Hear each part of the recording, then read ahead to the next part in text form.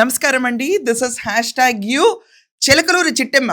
మన విడుదల Rajani stone crusher దగ్గర డబ్బులు వసూలు చేసిన ఈ క్యాండిడేట్ మెగా డిఎస్సి ఈరోజు యువత కోసం పోరాటం చేస్తుంది. ఎక్కడికక్కడ అక్రమాలకు ముద్దు బిడ్డ సైబరాబాద్ మొక్క. ఈ మొక్కకి చీటీ జరిగింది. పోలీసులు లేపి అరెస్ట్ చేసి పడేశారు. మెగా డిఎస్సిలో రిలే నిరాహార దీక్ష అని హైడ్రామా ముసలి ముతక బ్యాచ్ అందరిని పెట్టుకుని ఈమె యువత ఏంటి సిగ్గుపడతారు. నువ్వు జెన్జీ అంటే ఎవరన్నా విడదలక్కకి చీటీ చిరిగింది. పోలీసులు ఎక్కడికక్కడ రౌండ్ ఆఫ్ చేస్తే నేల మీద పడి డడడడడ అని డొల్లుతా కూర్చుంది. పసిపిల్ల అనుకుంటుందా? డొల్లడం ఏంటి నేలపైన? సరిగ్గా కూర్చోడం రాదా? రిలే నిరాహార దీక్ష అని చెప్పి ఓవర్ యాక్షన్ డ్రామా చేసి ఇది పొలిటికల్ మైలేజ్ కోసం కాదు, మేము చేస్తున్న డ్రామా ఏంటంటే అని చెప్పి ఇంకా ఈ చెప్పు పూలు పెట్టుకున్నారు అందరూ. అక్కడ కోట్లే కొట్టి పడేసింది. ప్రతి ఒక్కళ్ళు ఎవరైతే జాబ్స్ పొందారో వాళ్ళు జగన్మోహన్ రెడ్డిని తిట్టి ఆడేస్తారు.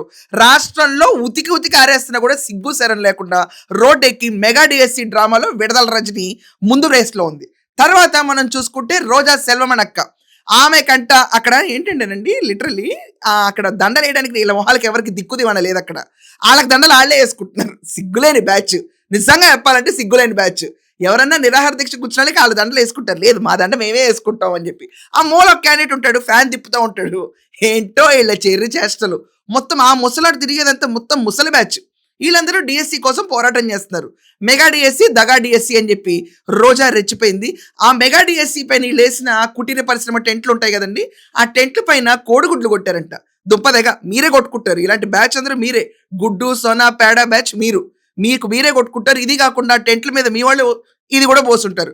రోజా అంటుంది ఎయిటర్ వేయండి. ఇక్కడ వాళ్ళు ఎలా మార్చుకుంటున్నారో పూలదండలు, దాని తర్వాత గుడ్లు ఎలా కొట్టారంటుందో, సుస్సులు ఎలా చేశారో వాళ్ళ టెంట్ల మీద. సిగ్గొచ్చింది అక్కకి ఆ మాట చెప్పడానికి.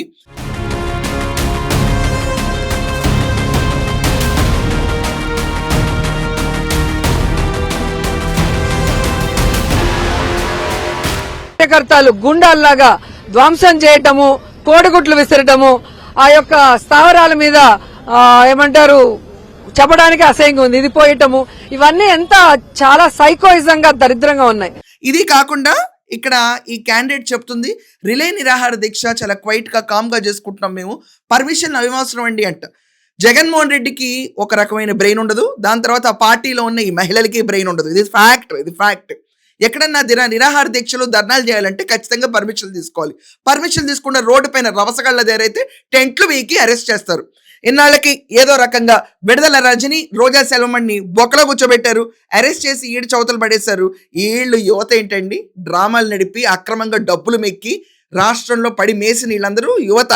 అసలు వీళ్ళ పైన సీరియస్ గా ప్రొసీడ్ అవ్వలేదు. కానీ ఆ విడుదల రజని పైన స్టోన్ క్రషరు, దాని తర్వాత తన ఎవరండి పిఎం తీసుకెళ్తానని సిగరు తీసుకెళ్ళకండి అని చెప్పి డ్రామాలు చేసిన విడుదల రజని ఈరోజు బాగా చుక్కలు చూపించారు. రోడ్డు మీద డొల్లి కొట్టుకుంది.